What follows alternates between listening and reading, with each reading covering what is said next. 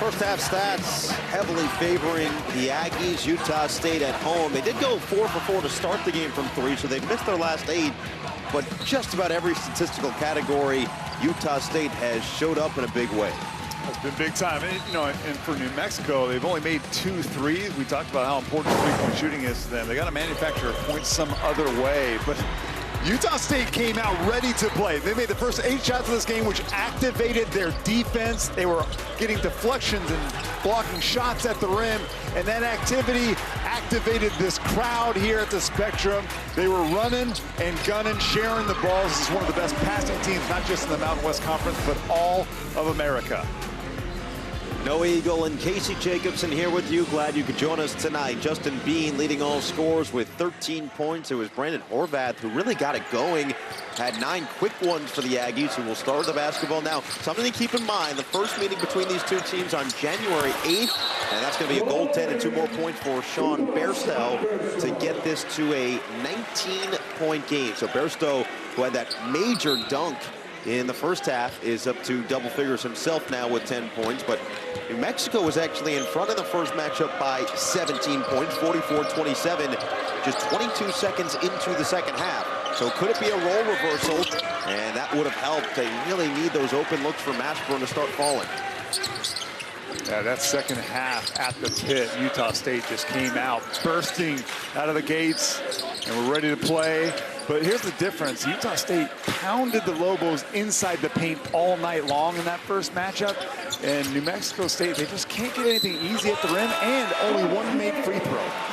Count it, and a foul for R.J. Idlerock. He'll go to the line with a chance for 3, as Utah State has come out and started the second half just as they did the first. Idlerock is a hard driving guard. He can shoot threes, but he doesn't want to. He wants to do this. He's a guy that drives with purpose and is looking for contact. Idlerock coming off a great performance in the close loss to Boise State. He had 16 points and 4 boards with 6 of 11 from the floor. His first points of the night come nearly a minute into the second half as Utah State has opened up their largest lead at 22. And RJ's mom, Ruth, is here in the stands for the first time in his career at Logan. She's seen him play elsewhere, but she's here. Her name is Ruth, and she played basketball in the UK and coached him until he was 11 years old, but this is the first time that she's been able to see him play here at the Spectrum. We asked Richard Pitino, Mexico head coach, about when the 3 ball isn't falling, and there's Ruth. A great look.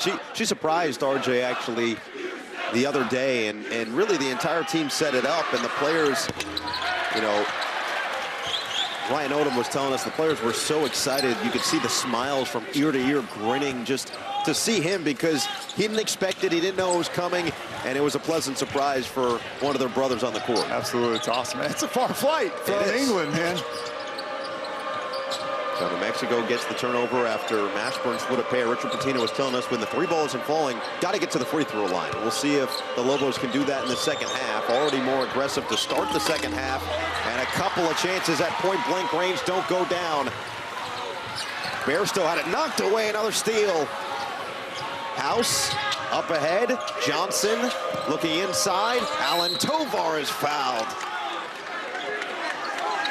Really nice ball movement, though. They get a semi-transition. The Aggies stop that first probe, but then continuing to cut, and the Lobos finally get some opportunities at the foul line. They've already been to the foul line 2 times in the second half after only making 1 foul shot in the first 20 minutes.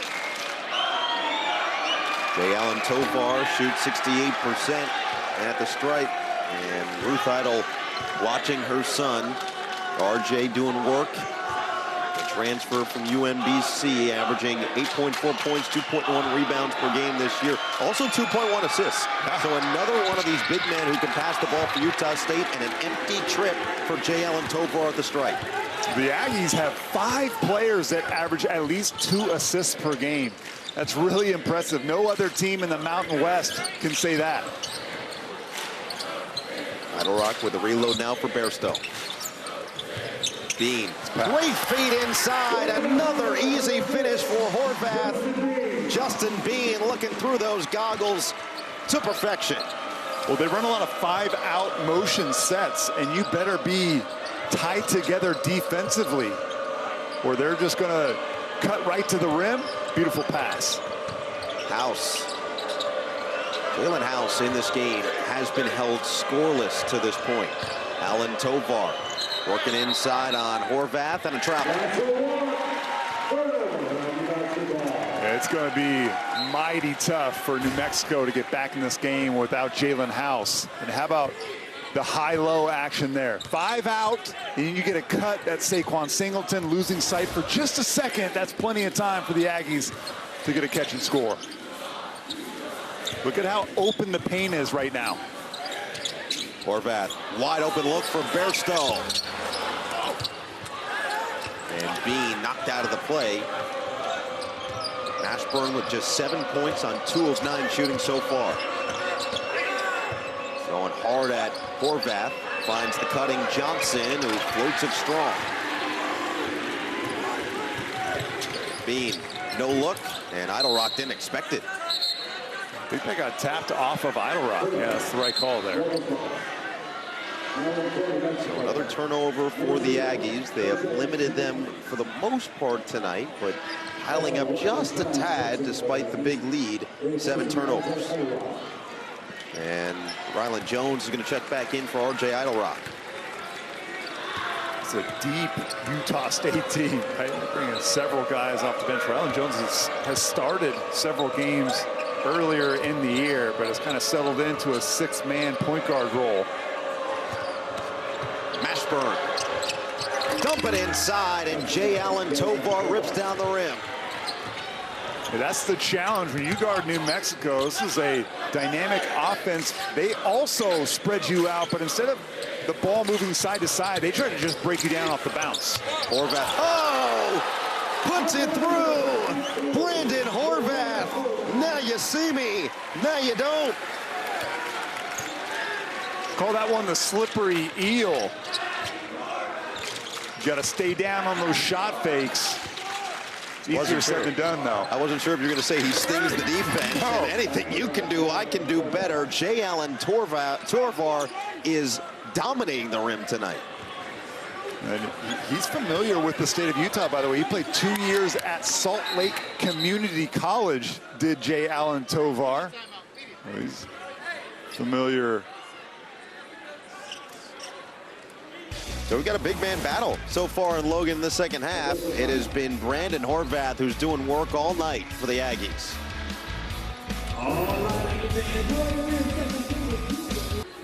Saturday, it's a Big East doubleheader on Fox as Butler takes on Marquette, followed by St. Paul Xavier. It all tips off at 12:30 Eastern, only on Fox and the Fox Sports app. Allen Tovar, who has come up with a couple of big buckets for New Mexico tonight. He's got 11 points on 5 of 8 shooting. Was bleeding on the hand. You see he was calling for that last timeout. A lot of blood on that right index finger. It's like a deep cut right there, too. They cleaned it up pretty quickly, by the way. That was good work. Well, they got this like powder stuff that they just sprinkle on your finger, and then also it makes blood just immediately clot, and you're good to go. Is it called the finger sprinkle? I don't know, man. It looks like dirt, but it's got some sort of something in there. Clear it right up. And so Allen Tovar is going to have to sit, which means the freshman Sebastian Forsling is going to come back on, originally from Sweden.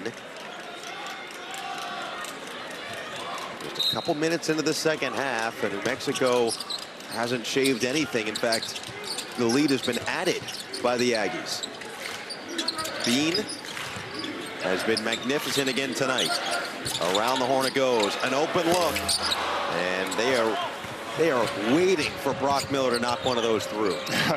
You can say that again. He's 0 for 2 so far, but he's going to keep shooting it. It's what he does. It's the role he plays. He's a 3-and-D guy. High energy and leadership. Ryan Odom was really excited for him. He's got a baby due in just a little over a week and a half or so as the jumper falls for KJ Jenkins coming off the bench. That's KJ's first field goal of the game as well. Jalen House still yet to make a bucket in this one. Those are two of their top scorers. Ashworth comes up short. Jenkins with a rebound. Little bits at a time. And Jenkins will rise in transition. Way too strong. Rebound. Oh! Forsling wasn't ready for it as Johnson tried to dump it into him quickly. And here comes Horvath on the attack and the finish plus the foul. Wow, a tough sequence there for Forsling. Got a pass thrown off of his forehead on one end. Right here, watch. This is the offensive rebound and then coming in hot right off the forehead. And at the other end, they drive it right up his back. Horvath, little shot flake, and one. Casey, I believe that in the street that's called off the hizzy. I'll trust you on that. I'm getting too old. I'm 40 now. Oh, you're a man. You're 40. I'm a man. That's right. That's right. And now blood for Forsling. So both big men for the Lobos had to sit down. Allen Tovar is going to come back in as he got cleaned up. And Horvath goes to the strike. But what a game. 15 points already for Brandon Horvath. Averages 13.4 a game. And Horvath also with 3 rebounds. Surprisingly enough, no assists as he averages nearly 3 of those per game as well. He fouled out, Horvath did, in the first matchup. It's the only game he's fouled out this season. He's only fouled out twice in his entire career, which is incredible because he plays the center position. Ashburn muscles it up. Rebound still up for grabs, and the Aggies got it with Ashworth. Ashworth running the break, finds Horvath. Kick it, it's Miller. Open look, he buries it. Welcome back, Brock Miller. And Brandon Horvath, your point center on that transition bucket there. This team is so dynamic offensively. Nice response by Javonte Johnson, who shoots 46% from the outside, but Brock Miller, this is what he does. 3 balls, defense, and lots of energy. The Spectrum has been waiting all night for Brock Miller to get in and drill it, and it finally happened.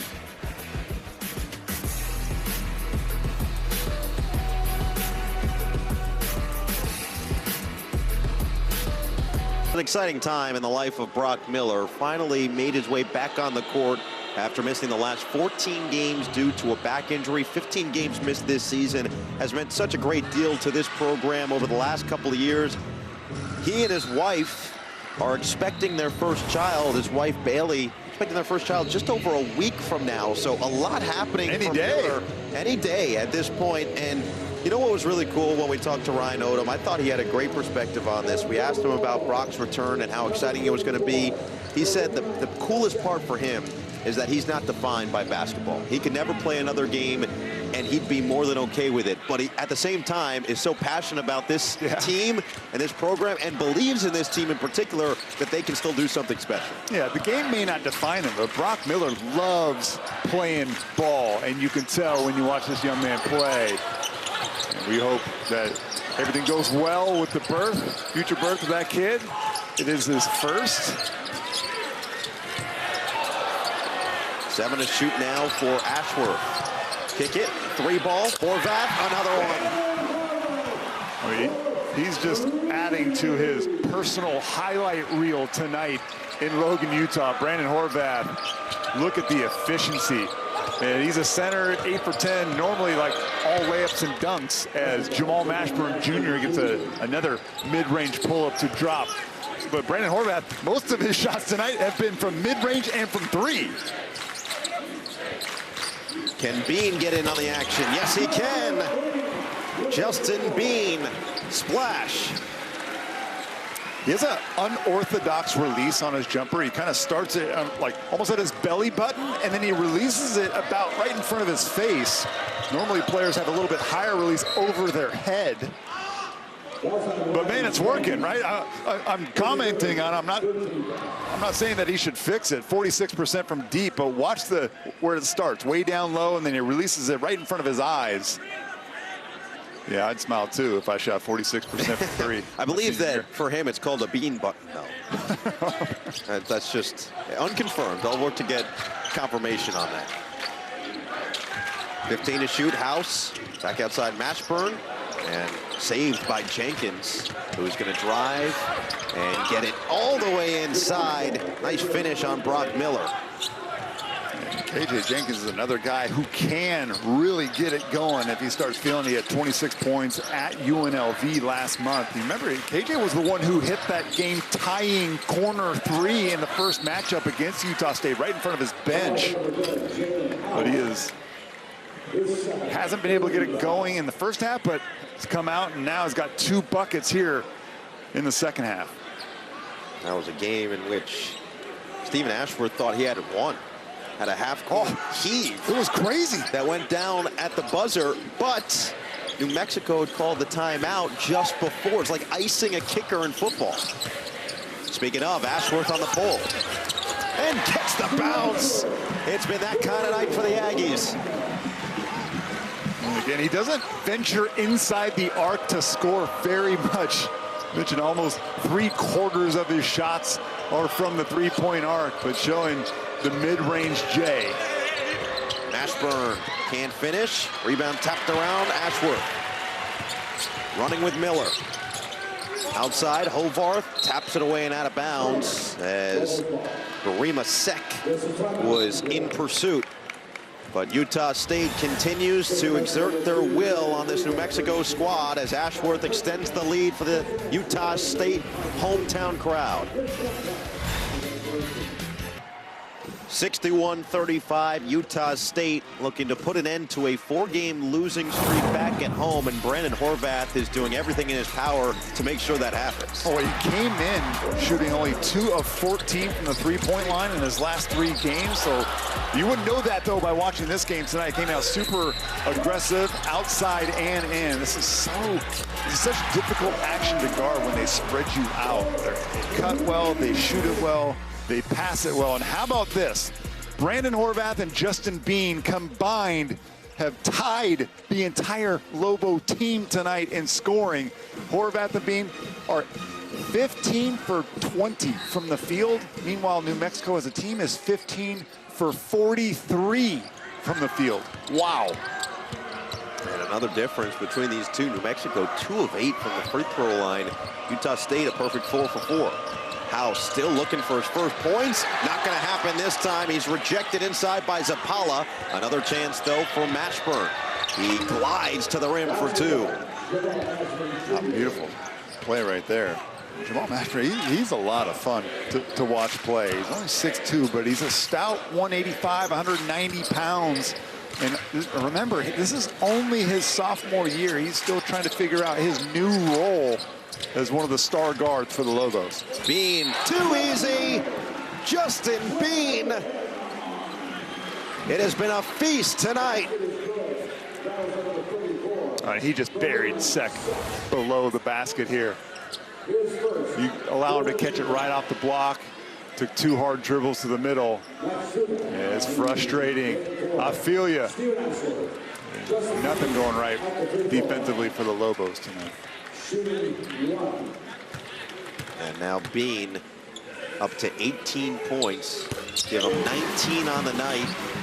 And Utah State, this is another example of older team, veteran presence, and a pretty even-keeled head coach. Ryan Odom, never too high, never too low. Team generally adopts that same mentality as Mashburn pulls and connects again from the mid-range. But Utah State coming off 4 straight losses in a couple games in which they had chances to win. They lost to Wyoming, at Wyoming by 2, or rather that's Utah State that lost by 2 to Wyoming. It was, or rather that's who I'm talking about as foul goes on the floor. in overtime to Wyoming, at Wyoming, 78-76. Then Nevada, you lost 85-72. San Diego State and Boise State. Those are 4 teams that Ryan Odom brought it up to us. He said most teams in the country in that 4-game stretch would come away with a losing record, and yet this Utah State team loses 4 in a row and responds the way they have tonight. It's truly impressive. It is impressive. And they will be talked about, not just by us, by everybody who covers the Mountain West Conference, as the dark horse team to win the Mountain West tournament. I mean, mark my words, it's going to be a wild weekend in Las Vegas in a couple of weeks. A lot of really good teams. Obviously, Boise State, Wyoming, probably the 2 favorites, but San Diego State defensively, they play stuff you in a closet defense, right? But this Utah State team, with their offensive attack, is dangerous for everybody. The question for me is, can they defensively turn up the heat? A few times this year, they've let, very talented and athletic teams kind of flex their muscle on them. The Aggies allow 68.1 points per game on the season, and that's going to stay with Utah State as it bounces off Jenkins. And it's going to have to be that man who's got a double-double tonight, 19 points, 10 rebounds, 5 assists for Justin Bean. 29 minutes of action, his 43rd career double-double. He backs up his stats with the play, night in and night out. You know exactly what you're going to get. And after maybe his worst performance of the years, he gets another easy one inside.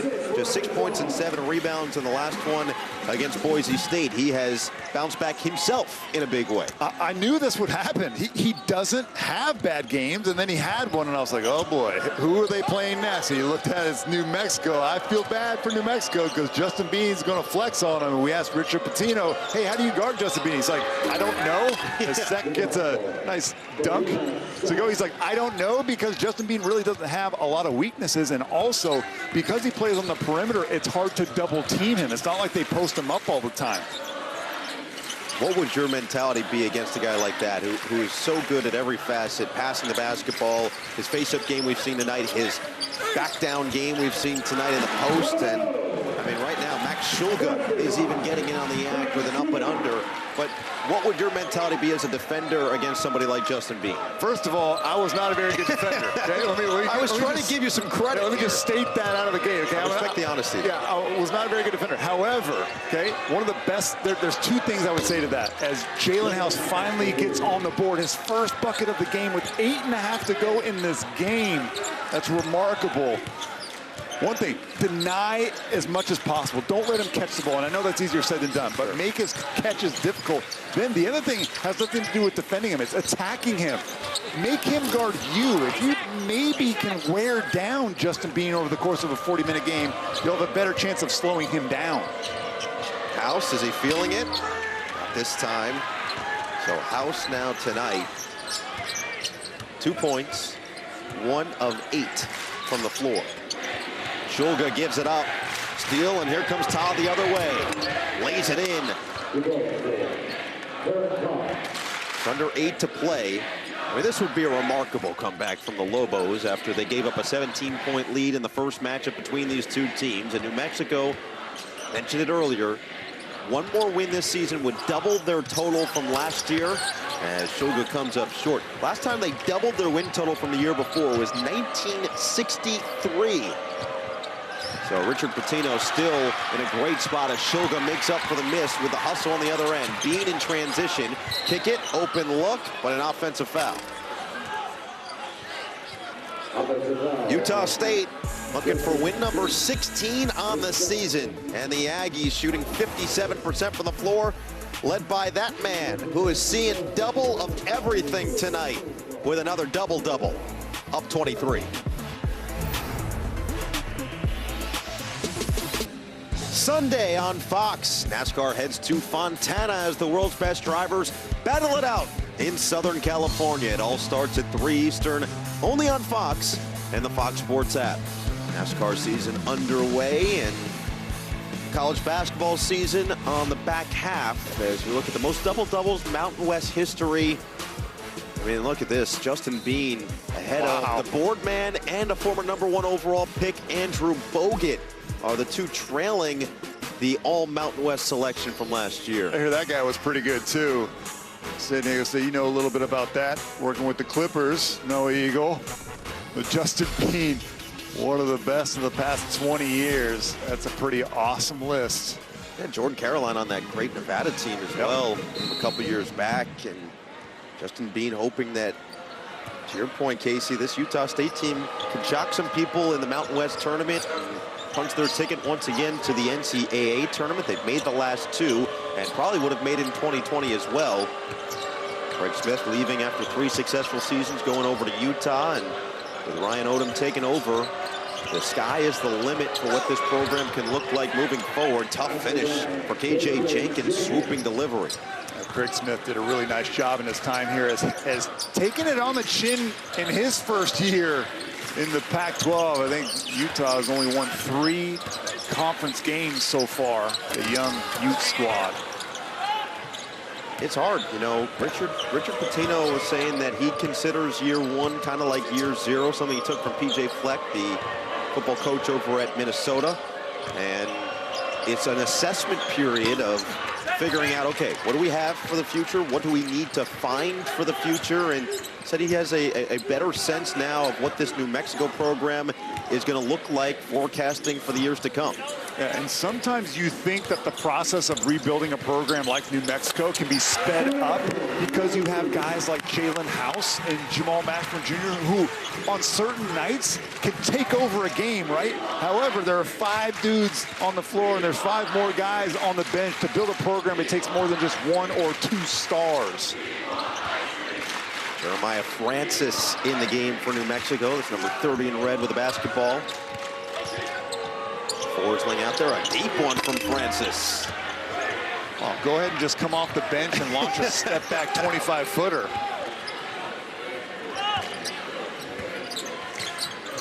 For Utah State, after this one, they've got 2 more. Home for Colorado State, at San Jose State to wrap up the season. Could be trying to build some momentum. That game against Colorado State is going to be huge for this Aggie team. Yeah. And contact inside.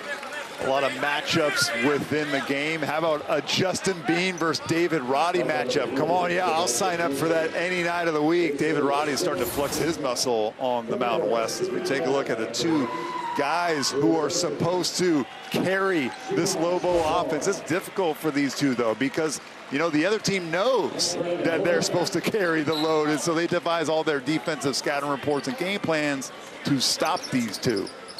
And they average a combined 35 points per game between the 2 of them. Tonight, they come up with 15. Another hoop and harm. This time it's Sean Bairstow, who has quietly had himself a nice night at home. And you were talking about Richard Pitino and what they kind of need to do to continue to move forward with the program. And I think getting bigger and stronger, and not just in recruiting, but the guys that they have here, right? Continue to use this season as experience. Guys like Allen Tovar, who's just a junior. Javante Johnson, just a sophomore.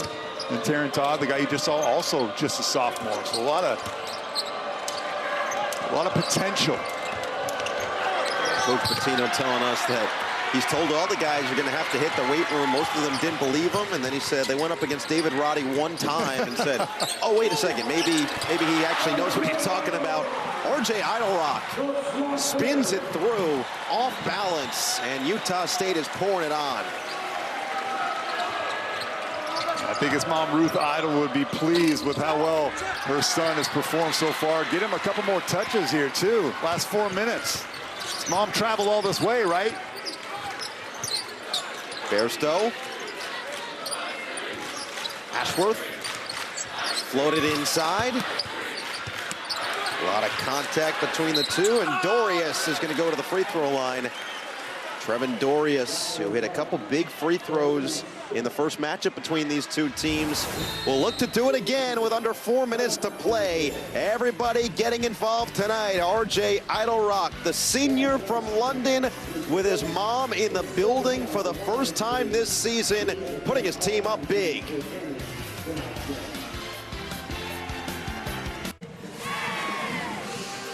Utah State, it has been all Aggies after New Mexico took a 2-0 lead As we look at the bracket breakdown, conferences with 3 or more tournament bids, according to our own Mike DeCourcy. Big 10, Big East, and SEC all with 7. The Big 12 was 6. ACC just 5.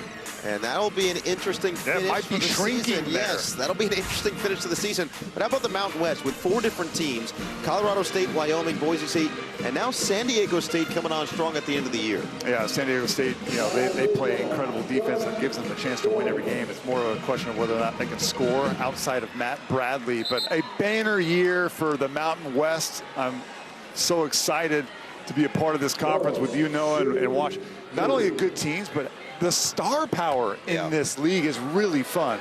And the individual matchups are awesome. I mean, a team like UNLV, who's on the outside looking in, they got Bryce Hamilton doing work as well. Crowd goes nuts for Dorius at the line. Are they getting free tacos or something if Dorius makes 2 in a row? I would say 75 got him the free tacos. Yeah, and I don't know if Justin Bean knows tacos, ice cream. I'm going to have to find out. Either way, he's enjoying it. It's ice cream. It's so free ice cream I should have known, yeah. That makes sense. Well, unless he just eats a taco really weird. No, come on, man. It's Taco Tuesday. Oh, no, it's not. They want ice cream. They got ice cream. And New Mexico can't get 2 more points. Talk about the star power in this league. I mean, Bryce Hamilton has had some incredible performances this year. We talked about Orlando Robinson with Fresno State. Obviously, Justin Bean tonight has had himself a great game once again with 21, 10, and 5. Even Horvath with 19 tonight. And this Utah State squad, even with that star power elsewhere, they got ice cream. They got it. Everybody on that in this photo right there, they've contributed to that ice cream. But all this to say, we really do believe that Utah State has a legitimate chance in the Mountain West tournament to punch their ticket to the NCAA tournament just with the firepower they've got, getting a guy like Brock Miller back who might not contribute to the degree that he's capable of and has in the past in his career. Jenkins with another triple. But just his energy alone, it provides that jolt for this squad. Yeah, we're not saying it just to be nice. They have proven that on a good night, they can beat anybody in this conference. Now, here's the bad news. They've also proven that on a bad night, they can lose to any team in the Mountain West as well. You know, every team right now, Noah, late February, is searching for consistency. They're searching for an identity. And we'll see. There's still a couple weeks left to find it. Francis, nice series of moves, but couldn't finish. See Hamoda gets it back from Ashworth. And then knocks out of bounds, but last touch by Forsling. It's going to stay with Utah State. For New Mexico, I know we've talked about it a little bit already tonight, but this is already a successful season based on where they were last year. The jump in the Ken Pom and the net rankings, 150 points plus up. And for Richard Pitino, it's just the beginning of this rebuild of this program. You already have your base with Mashburn and with House. The question is, how can you build on that with Air Force, Fresno State, and UNLV to finish out the season? Pitino understands that this is going to be a marathon and not a sprint. It's a good point, but certainly, you know, Utah State just jumped on them early. They got punched in the mouth. New Mexico did, and just kind of were shook. And then also, how about the Aggies defensively completely eliminated Jalen House from this game. And I think it's pretty clear that I'm not saying that Jamal Mashburn Jr. and Jalen House have to play perfect basketball. They do not have to play perfectly, but they can't have really off nights where this team can't beat an elite upper half Mountain West Conference team. It's just not possible. They might have to wait until the offseason to really address some of their roster needs. And right now, they just got to continue to fight to the finish line. About building those good habits. We've seen a lot of conversation about that of late. And for Utah State, this is one of their final 2 home games. After this, the big one against Colorado State before they head on the road March 4th to take on San Jose State. But that one against Colorado State is going to be a great litmus test for what this team can look like heading into the conference tournament. You got to figure out how you're going to guard Isaiah Stevens, Colorado State starting point guard, in pick and roll. He's dynamic. And, of course, David Roddy everywhere on the floor. By the way, you saw number 14 go to the basket on that last try. That's Connor Odom. That's Ryan Odom's son into the game. His grandfather, Dave Odom, was also in the building tonight to watch his son coach this team, and we've got a technical foul after Taryn Todd talked a little extra after the block. There is Connor. 3 generations of Odoms. I love that. Dave Odom, of course, coached at Wake Forest in South Carolina. Coached Tim Duncan during his 4-year career with the Demon Deacons.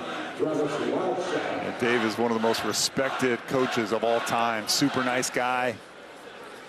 Fantastic mind. I got a chance to play for him on a USA select team way back. This is Travis Wagstaff at the free throw line. And he is perfect on a pair. I find it interesting that both of these coaches, Richard Pitino and Ryan Odom, both have mega famous dads. Yeah. Right? And then New Mexico's got 2 players with mega famous dads. And you, Noah, have a mega famous dad. Your dad is Ian Eagle, one of the best broadcasters in all of sports right now. So you can probably, sympathize with having a little bit of pressure on you, because of your father's success, right? Yeah, well, we brought it up to Richard earlier today, and he said for him now, it's been 10 years in coaching, and he's run his own program, so he doesn't even look at it that way anymore. Now he's his own man. He's confident in the way that he's handled himself so far. You would assume that Ryan Odom feels pretty much the same way with the success that he's had, but especially for Mashburn and House, that is difficult as a college kid, as Hamoda connects from the outside and shows some love to the crowd at home. But for those 2 guys, I thought Richard Pitino made a great point that they put some unnecessary pressure on themselves. Of course. They just have to go out there and be themselves on the court, and everything will work out. Of course they put some pressure on themselves. I mean, and also, every night these players go and travel on the road, and the student sections just are constantly badgering them about their dads and who they are. So it's not like they could forget about it even if they wanted to. It's not even possible. They handle it with class, though. Just 2.5 seconds separate shot clock and game clock. We'll see if New Mexico get one more shot off here. Jeremiah Francis getting some late run in this game, but Utah State back at home after a loss at Boise State. Going to put an end to this 4-game losing streak. And this crowd's not going to let up. Late shot clock, 3 ball. Jenkins got another one. 3.8 left, and that will do it from Logan. Utah State with a dominant performance for their 16th win of the season, and they put an end to the 4-game slide in style. They snapped that losing streak with authority, and also welcome back Brock Miller. We missed you. Brock Miller makes his return, and the Aggies do it on both ends of the floor in a major way. Your final score from Logan, 81-56, Utah State over New Mexico. For Casey Jacobson and our entire Fox Sports crew, I'm Noah Eagle saying so long and good night.